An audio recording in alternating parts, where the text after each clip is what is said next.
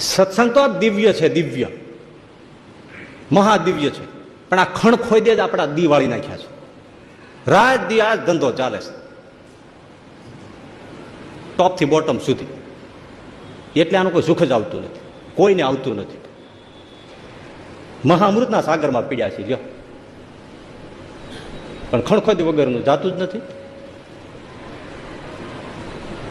ક્યાંય અવગુણ ન દેખાય એવું કોઈ પાત્ર જડતું નથી. એટલે આમ ભાઈ સાધુઓ હશે, બીજા હશે, તો કાંઈક તો એની સ્વાભાવિક પ્રકૃતિ પણ મહારાજ કે જેને અવગુણ લેવાની ટેવ છે એને ભગવાન અવતાર થઈ રહ્યા એમાંય દેખાણા છે.